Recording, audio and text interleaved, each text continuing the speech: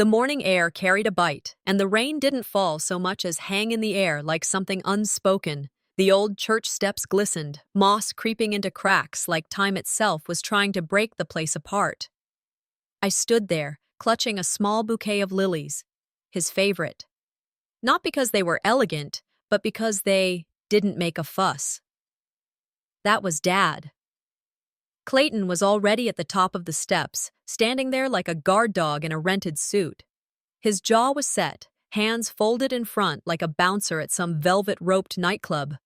I took a step up. That's when he said it. "Stay outside. This is for family." I blinked. The words didn't register at first. I looked behind me, half expecting someone else to be the target. But it was just me, just Toni, and Clayton, my brother. Or whatever he was now. He didn't flinch. The drizzle picked up, slicking his dark hair tighter to his scalp. Behind him, the wooden church doors stood open, revealing soft light, murmurs of hymns, and faces turned my way. I heard it then, the low murmur of the bells starting. Their timing, as always, perfect. I tried to step forward again. "Clayton, I'm here for Dad." "You heard me." His voice was ice, with no room for argument. An usher in a gray suit hovered nearby, looking unsure. He glanced between us, gripping a clipboard like it was a lifeline. I noticed the other faces now. Cousins, aunts, people who once kissed my cheeks on Christmas. They were watching. Inside, through the cracked door, I caught sight of her, Velda, my mother, in name only. She sat rigid in the second pew, veil down, but I knew her well enough to recognize that cold tilt of the chin. She saw me, and she turned her head. "She doesn't belong here," someone muttered behind me. Maybe they meant to whisper, maybe they didn't care. I swallowed hard.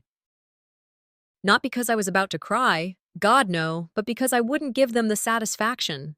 My breath came shallow, fists tightening around the damp bouquet. How many years does it take, I thought, to earn a place at your own father's funeral? Silence. Always silence. That was our family's favorite weapon, and they wielded it better than any curse word ever could. The usher finally stepped forward. "Miss Lennox," he said, voice low. "I'm sorry, but your name's... it's not on the list." He tilted the clipboard slightly, enough for me to see. The family section, rows of names, Clayton, Velda, even second cousins I hadn't seen in a decade. My name wasn't there. I looked down at the funeral program someone had dropped near the stairs, bent to pick it up. There too, my name missing, not even a mention, not even a typo. My hands trembled, petals from the bouquet brushing against wet ink. I could hear his voice, faint but sharp in memory. "You'll always have a place here, Toni. No matter what happens." Apparently, no matter what had a limit. A part of me wanted to scream, to shove the clipboard out of the usher's hands, to demand my place. But louder than that rage was something colder, resolve. I stood straighter, fixed my coat, and said nothing. Because some fights, you don't start by shouting. You win them by outlasting the silence. A woman near the steps whispered to her husband, "She shouldn't have come." He nodded, not even pretending to be discreet. I thought of an old quote I'd seen once, probably stitched on a pillow or framed above someone's mantle. Family isn't blood, it's behavior. That much I knew firsthand. Then the door creaked wider. The priest stepped out, his robe brushing the threshold, eyes scanning the small crowd, and then landing on me. He hesitated, just a beat. Then, voice clear enough to cut through the rain, he said, "Toni Lennox, come inside." A wave of murmurs. You could almost feel the collective intake of breath. Clayton didn't move, but his eyes sharpened. Velda lowered her head. I walked forward, each step slow, not because I hesitated, but because I wanted them to feel every second of it. The lilies trembled in my grip. My heels clicked against the stone floor. That aisle felt like a warpath. Not a single hand reached out to touch mine, not a single nod of welcome, just eyes, piercing, judging. But I wasn't here for them. I was here for him. "A daughter belongs beside her father," the priest said, guiding me to the front. His hand touched my shoulder, light but grounding. I knelt beside the casket. His name was engraved in brass, sharp and bold. My fingers placed the lilies just above it, careful not to drop any petals. I leaned closer. "I'm here, Dad, even if they wish I wasn't." The droplets from my coat fell, one by one, onto the wood. "They closed the door today, but they'll regret locking me out." The reception hall smelled like powdered sugar and fading lilies. Folding chairs creaked under stiff bodies, and the murmur of polite grief filled the room like background static. I stood by the punch table, pretending to stir the contents of a plastic cup that hadn't left my hand in 15 minutes. No one spoke to me. Some glanced and then looked away like I was some distant cousin they couldn't place.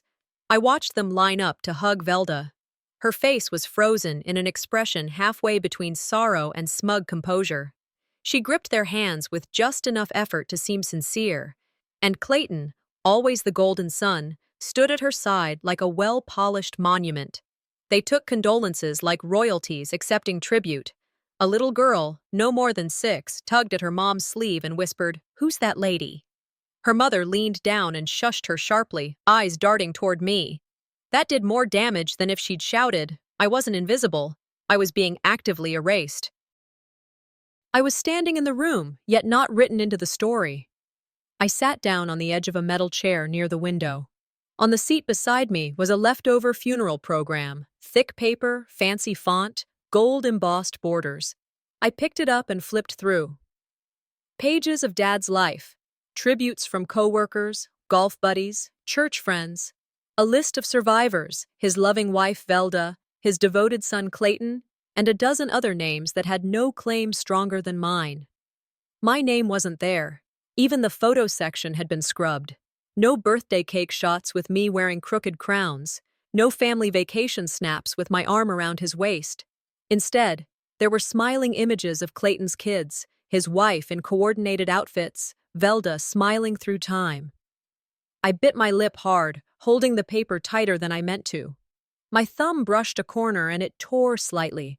Not enough to ruin it, just enough to feel. Dad had once told me, "I never needed proof to love you." I guess love didn't survive documentation. This wasn't an oversight. This wasn't forgetfulness. This was curated, crafted, purposed. My mother and brother didn't just leave me out. They built a version of him where I never existed. They didn't forget. They chose. I stood and walked toward Velda. She was speaking to someone I didn't recognize, her expression light, almost pleased with herself. She saw me coming and straightened her back. The conversation paused. She looked at me the way you look at a neighbor who overstays their welcome. "Why wasn't I listed?" My voice came out low but steady. She blinked. "We didn't want to make things uncomfortable." "For who?" "For the people who mattered." My chest tightened. I waited. Maybe she'd soften. Maybe a flicker of guilt. But then she tilted her head slightly and said, with the same tone she used to comment on overcooked meatloaf, "You always knew you weren't really one of us." That landed deeper than I expected. Not because it was loud, but because it wasn't. It was said like a fact, like gravity. I walked away slowly, knees hollow. People shifted as I passed. No one stopped me. I made it to the hallway, leaned against the mirror just past the coat rack. My reflection didn't scare me. Red eyes, yes, wet lashes, but my jaw was set like concrete. If they thought this would send me running, they'd misjudged everything about the girl they tried to forget. You can't guilt a ghost into vanishing. I'm not disappearing. I pulled in a breath, smoothed my coat, and brushed back my hair. I wouldn't be erased. They took ink to my name. I'd respond in stone. A thought came uninvited. Dad's study. The locked drawer. I hadn't thought about it in years. But I remembered his fingers tapping the handle, his voice murmuring something about some things people don't get to rewrite. Behind me, I caught a murmur. "I thought she wasn't allowed to be here," someone said. And then another voice, quieter, but with weight. "She was the only one he ever talked about." I didn't turn fully, just enough to hear it, let it settle. My spine straightened. If his voice was gone, I'd make sure his silence screamed. By the time I drove up the lane to my father's house, light rain had returned. The wheels crunched gravel. The house loomed quiet, hollow. Clayton's name was on the deed now. This wasn't my home anymore. I paused at the threshold, hand on the doorknob, and inhaled. The air inside smelled like stale curtains and lost laughter. Everything was just how it was, untouched, frozen in time. Rain trickled down the windows. I moved slowly through the hallway, each step quiet. I trailed fingertips along picture frames, frames that no longer held me. My face was missing, replaced by blank mats or photos turned inward. When people want you erased, they start by turning frames. I reached the study door. Dad always left it closed. Clayton used it infrequently, perhaps out of superstition. I pushed it open. The room was dim, the curtains pulled half open. A mahogany desk, a few books, his old typewriter covered by a cloth. And there it was. The drawer I remembered, small, wooden, locked. And I rummaged through the drawer above for anything sharp, just a paperclip. I pinned it to the lock mechanism and worked. At first, nothing. Then a click. The drawer shuttered open. Inside lay a stack of sealed letters, aged, edges browned.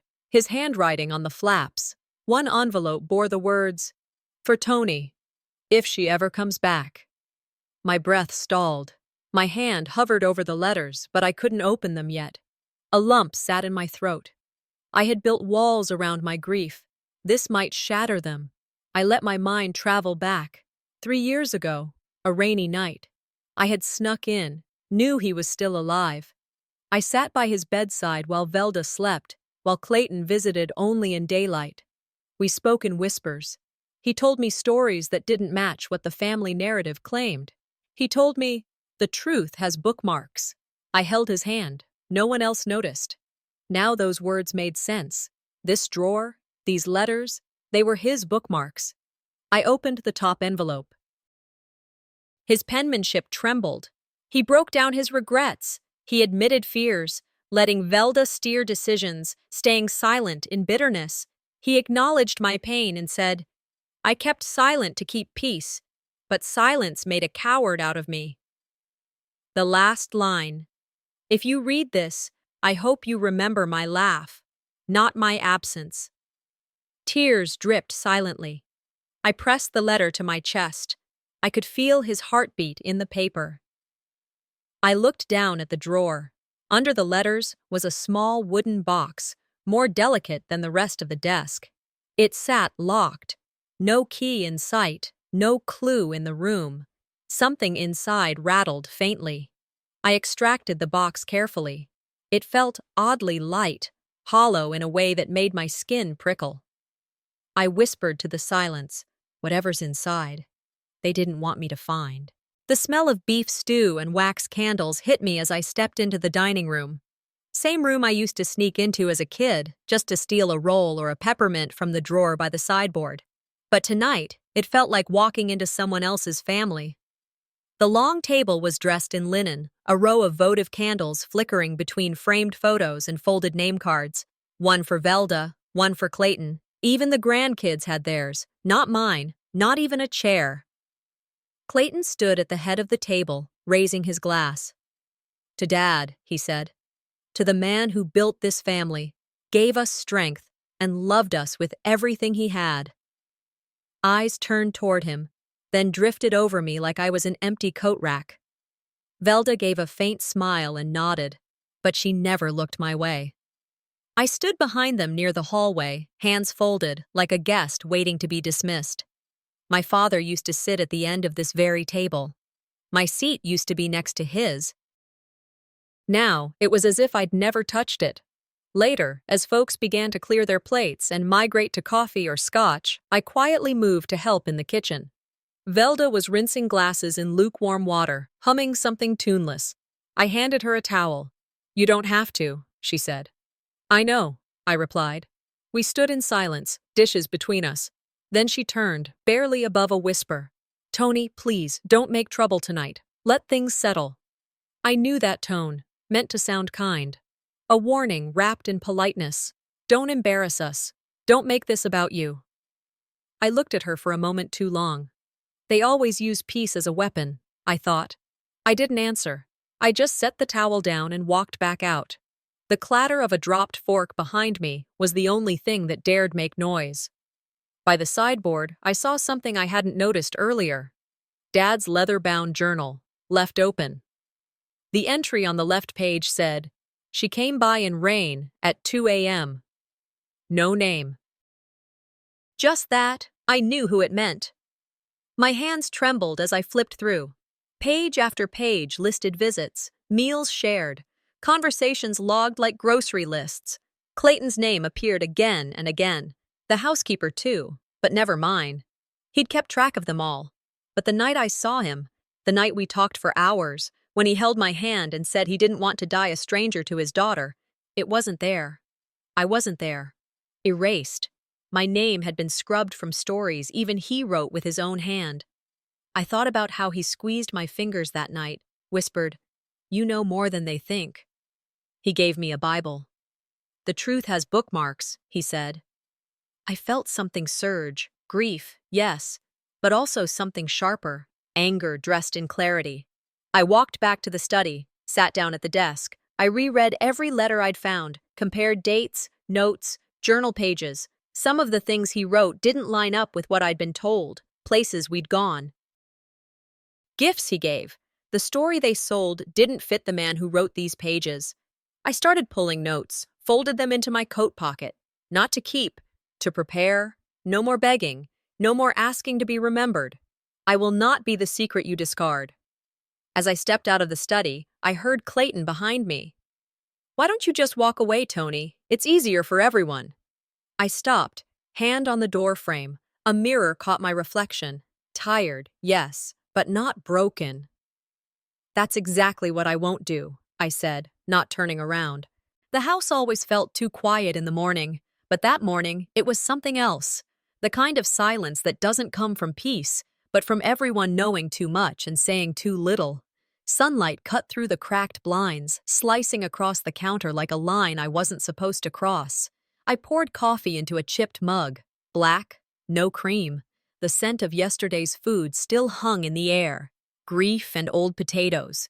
By the toaster, a folded note rested on top of a napkin like it had somewhere important to be.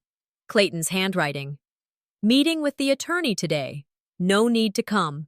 No signature, no warmth, just a closed door and 12 words. I crumpled it slowly, pressed it into my palm, and tucked it into my pocket. Not out of sentiment, out of principle. They wanted me in the house, not at the table. I pulled on my coat, not to leave, to interrupt. Out back, Velda sat at the patio table, her glasses slipping down her nose as she flipped pages of some church newsletter. A locked wooden box sat next to her, plain but firm-looking, like it had something to say if only someone would let it.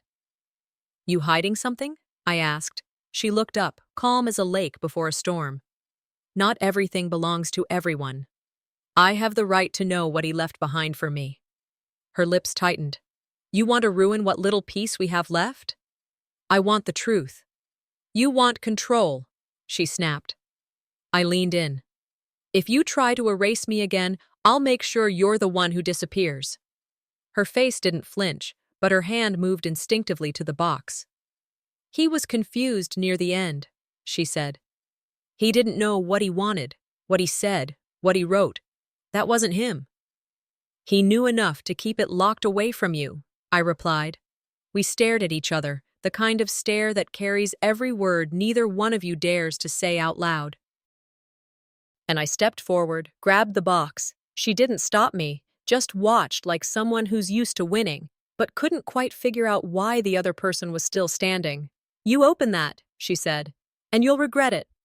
"Then I'll regret it on my own terms." Back in my old bedroom, I sat on the edge of the bed, still made up in the same patchwork quilt Velda had stitched when I was 9. The lock on the box wasn't complicated, just a thin wire was enough to spring it open. Inside, a folded notarized letter rested atop a worn envelope. My name written in his handwriting, the same loops and slants I could recognize in my sleep. I unfolded the letter. My breath caught halfway through the first line. He named me executor of his personal belongings, in writing, signed, witnessed, dated. At the bottom, a postscript. "If they lock you out, it means they read this before you did." It wasn't about legacy. It was about protection.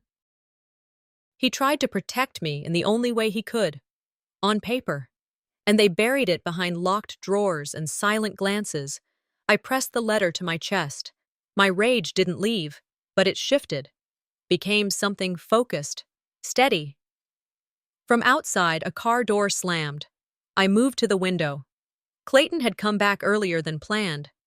He stepped out, holding a manila envelope, his face pale like he'd seen the truth on someone else's terms. Let's see who has more to hide. I waited until the others were asleep. The house creaked as though it remembered me. I sat in the dim glow of a single desk lamp in my father's old study. The wooden box, the journal pages, letters, all laid out before me. Rain tapped the windows as if urging me forward. My fingers trembled. I replayed fragments of his letter, whispered to myself the words of regret and apology. Silence pressed in around me, heavy and unrelenting. I leaned forward, steeling my heart. Tonight, nothing would stay hidden. At midnight, a soft knock cracked the quiet. My heart lurched. I rose, crossed the living room on silent feet, and opened the back door. Avis stood there, trembling, holding a flash drive in one hand. Her eyes glistened. I couldn't stay silent any longer. He asked me to give this to you. I led her inside, closed the door behind us, and sat her down on a chair near the window. She fumbled with her blouse, handed me the drive.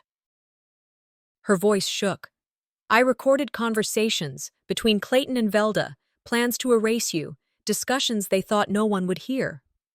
My chest tightened. Shock and betrayal collided. She pressed the drive into my hand, tears spilling. I should have done this sooner, she whispered. Hands shaking, I plugged the drive into my laptop. The speakers crackled. First, my father's voice. Make sure she gets what I promised. Don't let them silence her. Then Clayton's tone, mocking, cruel. She thinks she belongs. She has no claim. She doesn't deserve anything. The truth was undeniable. Every lie, every omission now exposed.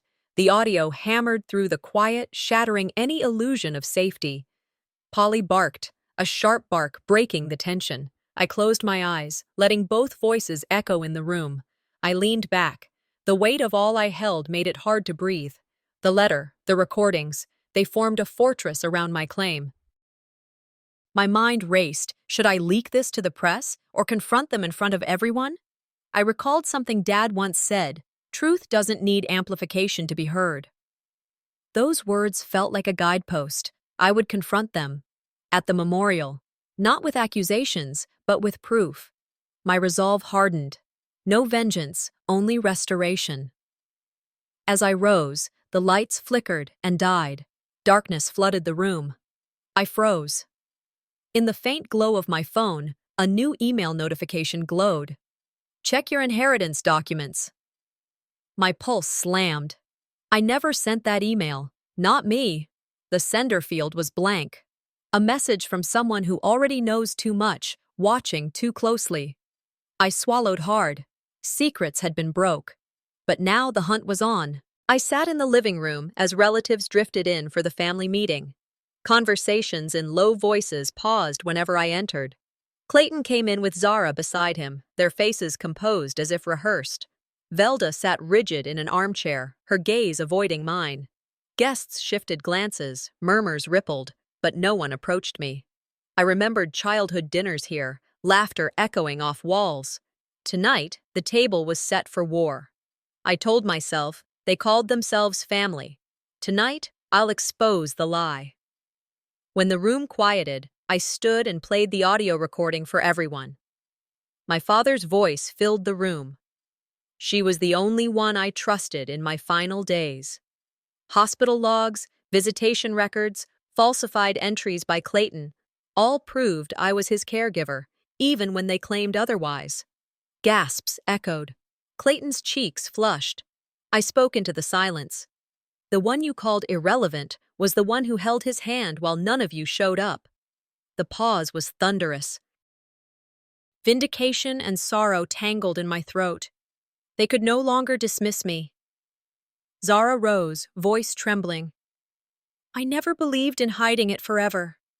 She turned to Clayton. He told me to burn some logs. I found the journal. She handed it to me, hands shaking. She admitted she always sensed the truth, but kept silent to protect her own position. The room crackled with tension. Faces shifted. Alliances cracked. I caught guilt and fear in Zara's eyes. Her allegiance faltered. Clayton sprang up, his voice rising. He accused me of betrayal. He said charts were faked, records manipulated. I kept calm, laying out the letter, the audio, the journal. Piece by piece, I dismantled his denial. Guests murmured, looking at me now instead of away. Velda gasped, her face betraying her shock. I thought, he built his lies on denial. Now truth is chiseling them down. In that moment, Clayton snatched the journal, ripping a page before storming into his study, door slamming behind him. Silence hung. I stood in the foyer, journal torn, heart pounding. I realized he's destroyed a page, but not its memory. The church hall smelled faintly of wax and old hymn books. Every pew filled, every whisper carried the weight of speculation. The walls seemed to hold their breath. I walked down the center aisle quietly, holding a stack of memorial booklets, my name finally printed among the family acknowledgments. It wasn't grand, but it was enough. After years of being omitted, my name was there, proof that erasure had limits. Clayton was already near the front. Handshakes, charm, small lies passed like candy. Zara sat beside him, tense, eyes darting between faces. Velda looked ashen, her pearls trembling against her throat. I took my seat near the aisle, hands clasped, heart pounding. The air was thick with performance. They can't unsee me now, I whispered to myself, feeling the weight of every eye that had once looked past me. When the organ fell silent, the attorney stepped forward, adjusting his glasses. The shuffle of paper echoed louder than it should have. Per the will of Mr. Harold Benton, he began. His tone was even, deliberate, the voice of finality. He read each clause, each designation. When he said my name, the room shifted. Toni Benton, appointed as executor and primary beneficiary of personal effects. Gasps spread like a ripple through the crowd. Someone dropped a program. Clayton's complexion went gray. His jaw flexed, but no sound came out. Velda's hands clutched her handbag tighter. I sat motionless. I didn't gloat. I didn't smile. My father's voice echoed in memory. Paper is the only truth they can't erase.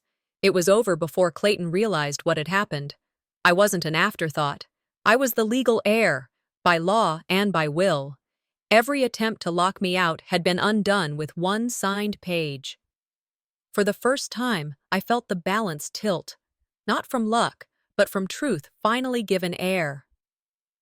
Then, Father Daniel stepped to the podium, his white collar catching the soft afternoon light. Before we close, he said, voice resonant, there is one more instruction from Harold's final notes. He asked that I read this aloud, in front of you all. He unfolded a handwritten sheet, the paper trembling slightly. He called her by name, the priest read. He said, she stayed when no one else did. She carried me when silence was all I had left. The room went still. Velda covered her mouth. Clayton's lips parted, but no sound emerged. It was as if the walls themselves had exhaled. My chest tightened. For all the noise, all the years of arguments and absence, it came down to one thing. He chose me. I looked up at the cross above the altar and thought, he spoke for me when they wouldn't. The tears that welled weren't for loss. They were for the quiet vindication that had finally come. Clayton broke the silence first. You can't just take what isn't yours, he barked, his voice raw, desperate. I stood, turning toward him. It is what was left in his pen, in his voice, and in his heart. My words came steady, not sharp, the tone of someone who had carried truth long enough to know its weight. I walked up to the podium, laid the open will where everyone could see. You spent years building walls around his memory, I said. But paper doesn't lie, and neither did he. Murmurs rippled through the hall. A few guests nodded. Some whispered to each other. Others simply looked away from Clayton. Velda looked like she was trying to disappear into her seat, her loyalties unraveling by the second. I'm not here to replace you, I said, looking straight at her. I'm here because you forced me out. Silence stretched, and then a few hands began to clap. Hesitant at first, then louder. It wasn't celebration. It was acknowledgement. For the first time, they saw me for who I was, not who they'd been told I was. Then, the lights flickered. A hum passed through the hall as people turned their heads. From the back foyer came a soft voice, fragile yet familiar. "I tried once to tell you." I turned. Standing in the doorway was Reverend Calloway, my father's old pastor, stooped now, older than I remembered. In his hand, an envelope sealed with wax, my name written across it in my father's handwriting. He stepped forward, his voice low but clear. He said this was meant for you, said you'd know when the time was right. He placed it gently in my hands. The paper was warm, the edges frayed. I stared down at the name, my name, drawn in ink that had survived time and deceit. "He left more than documents," I whispered. "He left his truth." The morning light poured through my kitchen window like it had been waiting its whole life to get in. I sat at the table, still in my robe, the envelope resting in front of me. I hadn't touched my coffee. My hands hovered above the seal like they were afraid of what was inside. Not the content, but the weight it might carry. When I finally broke it open, I found a single sheet folded neatly inside. My father's handwriting. Unmistakable, careful, just as I remembered from old birthday cards. Dated 6 months before he passed. "My girl," it began. There was no preamble, just heart. He wrote about regret, about watching from the sidelines when he should have stood between me and the harm others caused. He wrote about Velda, how silence had become a shield he'd hidden behind. And then he wrote something I'll never forget. Forgiveness doesn't ask for permission, it asks for strength. I read the letter 3 times, the first with a knot in my throat, the second with shaking hands, and the third time I cried, not out of grief or anger, but because for the first time the confusion began to settle. The storm didn't feel so loud anymore. My tears weren't for what I lost. They were for the girl who finally heard the truth, even if it came too late to say it face to face. Hours later, a knock at the door pulled me from my thoughts. I opened it to find Velda standing there. No makeup, no earrings, nothing that said she was performing, just her, small, hollow-eyed. She looked like a woman who hadn't slept in years. She held out a small velvet box. No words, just the gesture. "He bought this for you," she said, her voice catching. I kept it. I told myself it didn't matter, but it did. I opened the box, and there it was. The necklace I used to sneak glances at when I was little. It always stayed in his drawer, tucked in a corner like it was waiting for someone who never came. Velda's voice cracked. "I wasn't always kind. I was scared. Scared he'd love you more than me. Scared of being replaced. I didn't rush to hug her. I didn't pretend the years hadn't happened. But I saw her. Stripped down. Real. And I knew that kind of honesty didn't come easy. It's not too late to be decent," I said, and stepped aside. "Come in. I just made tea." Later that afternoon, after she left, I wandered to the backyard. The swing was still there, rusted chains creaking gently in the breeze. I sat for a while, watching the way the sun filtered through the trees, the kind of quiet that asks nothing of you, just lets you breathe. I remembered him sitting on the porch, watching me swing. Back then, I thought his stillness meant distance. But maybe he was just unsure. Maybe love doesn't always arrive loud. For the first time, I didn't feel like a side character in someone else's story. I was writing it now. In my own hand. I pulled out my journal and wrote 6 words. The past isn't a prison. It's a passage. A week passed. Normal days, grocery runs, laundry, dishes. Then the call came. A community center asked me to speak. Topic: being seen again after being erased. I almost said no. Then I thought about that envelope, that necklace, that swing. I said yes. The night before, I bought a new pair of shoes. Nothing fancy, just something that felt like movement. I wore the necklace. It wasn't just his gift anymore. It was a piece of my story, too. That morning, as I got ready, the house felt different. Lighter, like the walls had exhaled. I stepped outside, keys in hand. Just before I reached the car, I saw a child, maybe 6, maybe 7, sitting under the old tree at the edge of my lawn, drawing something in the dirt with a stick. "Hey," I said softly. "What's your name?" She looked up, eyes wide, gap-toothed smile. "Toni," she said. I stopped cold. For a second, everything went still. Then I smiled, too. And in that child's smile, I saw a life I'd finally forgiven and begun anew